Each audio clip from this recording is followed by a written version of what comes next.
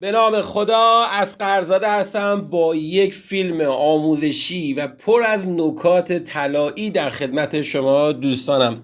همین ابتدا تشکر کنم بابت فیلم قبلی که گفتم الگوریتم یوتیوب داره کانال منو کاهش میده به خاطر کم شدن کامنت ها. واقعا شرمنده کردید، واقعا سپاسگزارم. دورادور دست شما همه عزیزانو از همینجا میفشارم. واقعا سپاسگزارم، واقعا سپاسگزارم. دستتون درد نکنه، سنگ تموم گذاشتید. انشالله این ویدیو همینجوری این کامنت ها ادامه داشته باشه، حتی یک خسته نباشید، یک ممنونم، یک مرسی. واقعا سپاسگزارم. فقط به خاطر که این الگوریتم یوتیوب به هر حال براش مهمه تعداد کامنت ها و لایک ها، مخصوصا اگه لایک ها هم در کنار کامنت ها افزایش بدید، یه قلب کوچولو بذارید، ممنونتون میشم. واقعا سپاسگزارم.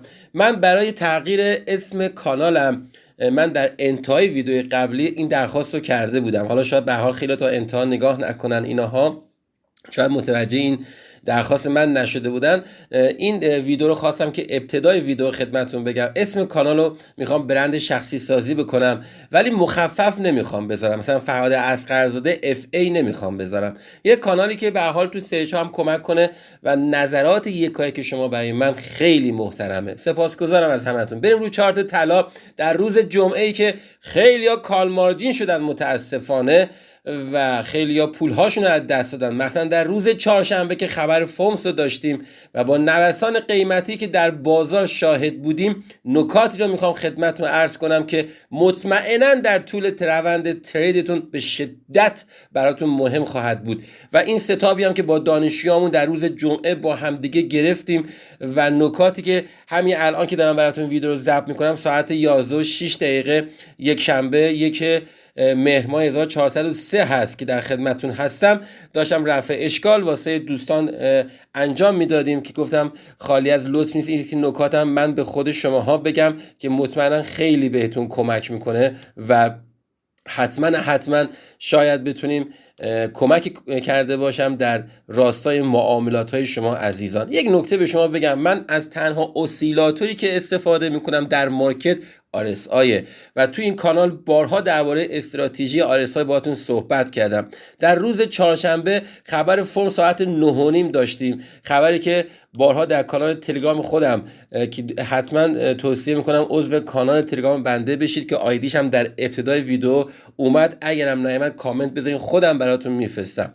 اینجا ببینید رفت بالا و آرساش میره بالای 70، ولی هرچی میاد پایین، حتی 2 برابر این رشد میاد پایین، آرساش زیر 30 نمیره. این خودش یک نکته طلایی داره. واقعا این یعنی اسکیزش کاذب. بارها خدمتتون عرض کردم در فرمول RSI فرمول حجم به کار رفته شده و یکی از بهترین اسیلاتور هاست و توصیه میکنم تو همین کانال هم فیلم های مربوط به استراتژی واگرایی رو براتون گذاشتم و به شدت میتونید سودهای خوبی از این بازار بگیرید. اینجا توجه داشته باشید، حالا من میام در روز خود جمعه همین ستاب معاملاتی که بارها داخل کانال گذاشتم و در خود پلیلیست استراتژی کندل به کندل توصیه میکنم کسایی که تازه به کانال من اضافه شدن حتما نگاه کنن.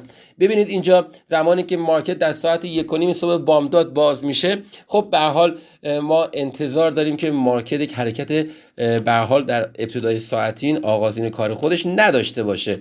به هر حال اینجا رنج و ما هیچ وقت توصیه نمی‌کنیم تو این ساعت‌ها شما ترید بکنید. من اسقرزاده توصیه می‌کنم در ساعت‌های اینها به هیچ عنوان ترید نکنید مگر جفت ارزایی مثل دلار استرالیا، ین ژاپن که سیدنی استرالیا در این ساعت بازگشایی میشه، یا بانک‌های ژاپن که ساعت 3 صبح اگه اشتباه نکنم بازگشایی میشه.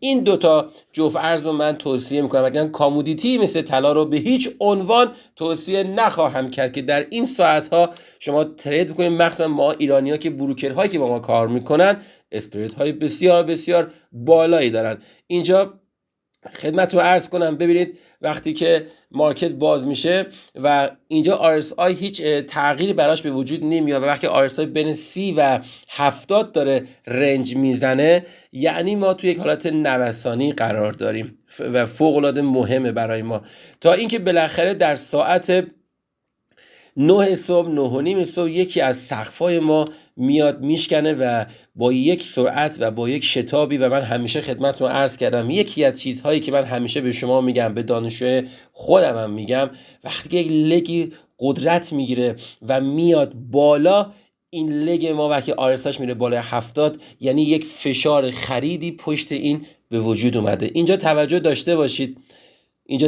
باشید وقتی که میاد اینجا بالا قرار میگیره، من این ابزار رو بیارم اینجا، وقتی میاد بالا، وقتی که میاد پایین، دوباره که میره بالا، اینجا ببینید شکست ما به صورت BOS اتفاق میفته. حالا یک حرکت ساختاری، حرکت کندلی. اصلا من نمیخوام امروز درباره PI و ایندیوسمنت صحبت کنم، فقط میخوام درباره صبر در معاملات، کسی که صبور باشه، فقط یک دونه ستام معاملاتی خوبی داشته باشه و اون شک بگیره و اون وارد معامله بشه، همون روز ترید براش کافیه و بسه. علاوه روانشناسی بارها خدمتتون دارم عرض میکنم. اینجا من BOS دارم و BOS من با کندل بدنه داره بسته میشه. زمانی که چرخش دارم، اینجا میشه کف من، ببینید اینجا میشه کف من، و همینجا هم که داره میچرخه قیمت، و اینجا میشه سقف من. وقتی سقف من داره با یک بدنه کندل پر قدرت شکسته میشه، این واسه من فوق العاده اهمیت داره. دوباره از اینجا میچرخه، کف من تغییر پیدا نمیکنه. دوباره اگر این کف اومد با بدنه کندل شکسته شد، من باید از این به بعد به سلش فکر کنم تا زمانی که این کف شکسته نشه. حالا اینجا میاد برای شما کندل های اینگولف میزنه. اون دوستانی که ما بارها خدمتتون عرض کردیم، زمانی که کندل اینگولف در مارکت به وجود میاد که بسیار بسیار مهمه، خیلی از این اینگولف ها اینجا به درد ما نمیخوره. اون بزرگوارانی که با ارده بلاک وارد پوزیشن میخوان بشن، این ارده بلاک نیست. این ارده بلاک باید قبلش لگش یه کارایی واسه ما داشته باشه که من الان در ادامه بهتون توضیح میدم که چه لگ هایی واسه ما مهمه و خیلی راحت مارکت دستت میاد. اینجا کف من هنوز نشکسته. خوب نگاه کن، سقف من داره با بدنه کندل میشکنه، یعنی ذهن من طرف بایه. زمانی که میاد میشکنه، توجه داشته باشید RSIش میره بالای 70 و این شکست همراه با یک FVGه. 1 2 3 تا کندل. اونایی که میخوان FVG رو نگاه کنن، حتما اون دوتا فیلمی که مربوط به FVG و کارتش الان این بالا خدمتتون میاد، حتما برید مشاهده کنید، فوق العاده بهتون اهمیت داره. این همون نایه FVG ما و طبق قراردادی که با شما عزیزان دارم، رنگش هم آبی میذارم و نایه بسیار بسیار مهمه. یا میاد بهش میخوره یا بهش نمیخوره، کاری بهش ندارم. دیدگاه من بایریه، بایر. این دوتا کندل هم که اینساید بار ما هستن، اصلا تو تحلیل ما اصلا نمیاد. بارها خدمتتون عرض کردیم ما کندل اینساید بار رو اصلا تو تحلیل خودمون جا نمیدیم. این لگ من رفت بالای 70، من این لگو بینندم. تو ستام معاملاتی که میخوام امروز به توضیح بدم و درباره‌اش هم نوشتم، ستام معاملاتی خفن 5 دقیقه، حتما ویدیوشو نگاه کن که کارتش اینجا حتما خدمت شما میاد سمت راست که بالای تصویر حتما کلیک کنید و بعد این ویدیو ببینید. این ستا فوق العاده است، وین ریتش 99%، نمیگم 100% که 1% هم دیگه منطق بازار دیگه زشته، بعد ما میگیم 100%. این لگ بچه‌ها برای من فقط RSI آورد بالای 70، اصلاح میکنه. ببینید اصلاح کرده، مشخصه اصلاح کردنش، مشخصه کفا همه داره اینجا رید میشه.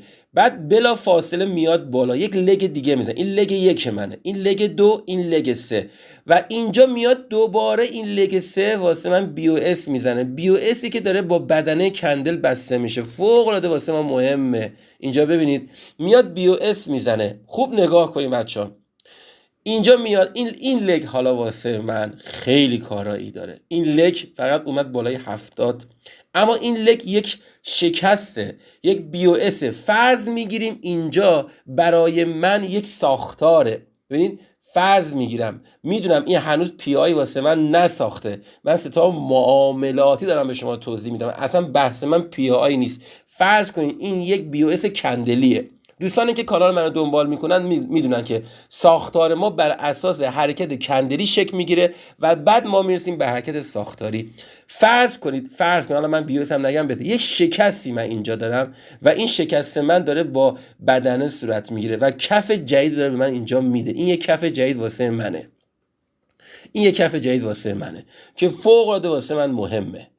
اینجا ببینید لگ 1 رفت بالا، لگ 2 اومد پایین، لگ 3 رفت بالا. لگ 1 و لگ 3 ببینید با همدیگه چی دارن؟ واگرایی دارن. لگ 1 و لگ 3 با همدیگه واگرایی دارن. اونهایی که واگرایی رو در کانال من دنبال کردن میدونن شرط واگرایی ما چی بود؟ این بود که دیگه لگ آخرش که میاد بالای 70 نیاد. ولی لگ 1 من چیکار کرد؟ با لگ 3 تشکیل واگرایی داد. اینجا آرساش بالای 70، رو کاغذ مینویسم RSI هم بالای 70. بچه‌ها اینایی که میگم یادداشت کنید، تو این ستاب خیلی به دردتون میخوره. میخوام کاملا ستاب متوجه بشی. لگ 1 میزنه میاد بالای 70، اصلاح میکنه. لگ 2 اصلاح کرد، یک کف من میده، به شرطی که لگ 3 که میاد بالا یک BOS خوبی داشته باشه با بدنه کندل. BOS رو میزنه. شرکت من نمیگم BOS، اسم رو پاک کنم، بعد از فردا تو کامنت ها میزنن آیا از قضا شما نگفتی ایندیوسمنت رو بیاد بزنه میشه BOS؟ دقیقاً همینه، من اصلا این رو پاکش میکنم.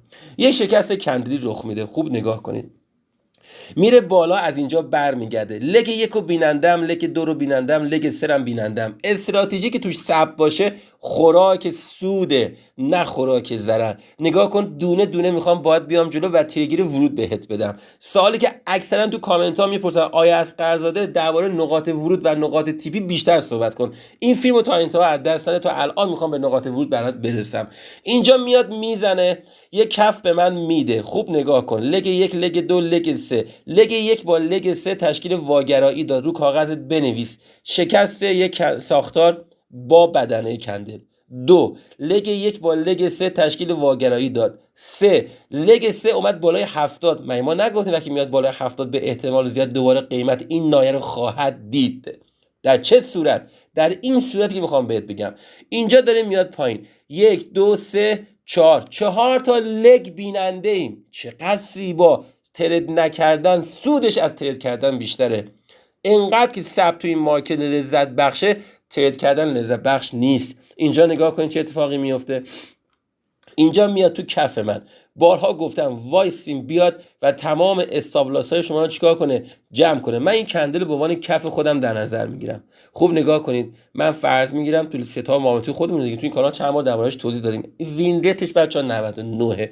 اینجا نگاه کنید ببینید تو تایم 1 دقیقه من اینو اینجا قسمت قفل کنم براتون چه اتفاقی میفته. از اینجا میخوام با هم دیگه بیایم و دونه دونه با هم دیگه بریم و تریگر ورود بگیریم. برای اون دوستانی که میگن آیا از قضا بیشتر توضیح بدین، چشم. اینجا نگاه کنید، اینجا آخرین سقف من فعلا تا اینجا، تا این لحظه اینجاست. کف پایین است. وقتی شما دارید میاد پایین، لگت باید به این تمیزی نگاه کنید. هی کف پایین‌تر از کف قبلی، سقف‌ها پایین‌تر از سقف قبلی، کف‌ها پایین‌تر از کف قبلی، سقف‌ها پایین‌تر از سقف قبلی، کف پایین‌تر از کف. این آخرین سقف منه. اینجا میرم جلوتر، هنوز حق ورود به معامله رو ندارم. صرف اینکه وارد پی آی من شده، من باید وارد معامله بشم؟ اصلا ابدا. این پی آیت هم باید تو نایه بالاتر مثل 5 دقیقه باشه. چرخش تایم فریم بارها خدمتتون عرض کردم باعث میشه ریسک به ریوارد شما افزایش پیدا کنه، باعث میشه عجله واسه ورود نداشته باشید. دوباره کف پایین‌تر از کف قبلی، سقف من میشه اینجا. تا اینجا نشکنه من حق ورود ندارم. ببینید میاد اینجا دوباره، ببینید اینجا باز میاد پایین. اینجا نگاه کنید، اینجا دیگه میاد پایین. وقتی باز میاد پایین، کف پایین‌تر از کف قبلی، خوب نگاه کنید، دوباره اومد اینجا قرار گرفت. حالا اینجا داره سقف من با بدنه کنده شکسته میشه. میام تو طرفین 5 دقیقه. این همون ستابیه که ما بارها سرکلات برای بچه‌ها توضیح میدیم و عجله نکنید و یه شکست در 1 دقیقه وقتی به سرعت برمیگرده میشه یک پین بار تو 5 دقیقه. این چرخش تایم فریمه که شما رو تریدر میکنه و ریسک ریوارد شما رو افزایش میده، معجزه میکنه واسه شما. بدترین کار ممکن این که تو همین تایم فریم بیای ناحیه بذاری و تو همین تایم فریم بخوای تریگر ورود بگیری. بسیار بسیار اشتباه میکنید. اینجا بعضی وقتا ممکنه همین کندل بیاد تا اینجا، اصلا شما دیگه نتونید پوزیشن رو بگیرید. حالا اینجا شانسی اینجا بسته شده، اما در 1 دقیقه به شما 5 تا کندل 1 دقیقه میشه یک کندل 5 دقیقه. تو همون کندل سوم بهت تریگر ورود رو بهت میده. اینجا نکن تمام استابلاس ها رو جمع کرد. خوب نگاه کن، اینا تمامش از همینجا داره نشأت میگیره، از این شکست پرقدرت که این لگ واسه من ایجاد کرده. خیلی ها فکر میکنن این دیگر این ریزش، نه این ریزش نیست. هرچی هم میاد پایین آرساش زیر سی نمیره. لگ 1 لگ 2 لگ 3 لگ 4 تا لگ بینندم. اینجا میاد شکست با بدنه صورت میگیره، RSIش بالای 70، بعد که میاد تو کف رید میده. همینجا بایشو بگیر، بذار استاپت بخوره. این استاپ خوردن به نظر من خیلی ارزش داره تا الکی و شانسی وارد یک معامله شما بشید. بعدش هم ولش میکنیم تا ببینیم تا قشنگ میره بالا و به زیبایی هرچه تمامتر برای شما یک سود خوبی برای شما به وجود میاره. همین رو بخوای ریسک ریواردش رو بخوای بگیری و یک حالا کاری بهش ندارم، تو پوزیشن هم بخوای براش بذاری لانگ، تو 1 دقیقه که ما بیایم اینجا نگاه کنید، همینجا که میذاریم دقیقاً تو 1 دقیقه اینجا نگاه کنید، اینجا هم که استاپشه میایم پایینتر میذاریم و اینجا هم که تیپیشو میخوایم بذاریم دقیقاً همون جایی که اومد تا سقفش بالا قرار گرفت. حالا شما نگاه کنید چقدر زیبا، راحت 30% بهت میده، 30% بهت میده، خیلی هم نمیخواد. حالا اینجا 30% راحت 30%. من اسمشو پایین گذاشتم، از شادو هم پایین تر گذاشتم. ببینید 30% به من داره سود میده، 30% فوق العاده است. چی میخواین؟ همین یک ستاپ در روز جمعه که خیلی یا کال مارجین شدن، شما با همین ستاپ نکته به نکته دونه به دونه بهتون دارم توضیح میدم. ما بارها گفتیم این کف به این دلیل میاد اینجا شکسته میشه، کف لگ 2 رو به عنوان ناحیه تریگر ورود در نظر بگیرید. به محضی که ما اینجا وارد اینجا شکسته شد، کلوز داد، وارد معامله شو، این هم تو 1 دقیقه سقف شما رو کاملا میشکنه با بدن کندل و بعدش هم که حجم میاد پایینتر دوباره یک سقف بالاتر از سقف قبلی و یک کف بالاتر از کف قبلی برای شما ایجاد میکنه و فوق العاده مهمه.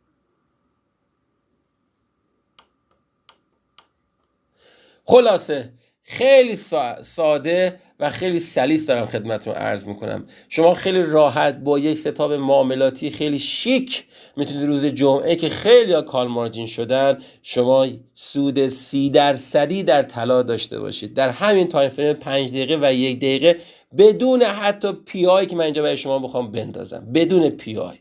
حتما عضو کانال تلگرام بنده بشید و خیلی خوشحال میشم. انشالله که موفق باشید. خیلی نخواستم توی ویدیو وقتتون رو بگیرم، فقط خواستم که بگم همین ستاپ هایی که توی این کانال براتون گذاشتم و خیلی از شما عزیزان شاید وقت نداشته باشین در به قول خودتون در دوره‌های ما شرکت کنیم و ما افتخار همراهی شما نداشته باشیم، با همین ستاپ ها میتونید سودهای وحشتناک در معاملات خودتون داشته باشین. انشالله همیشه موفق باشید. پرسود، بدرود.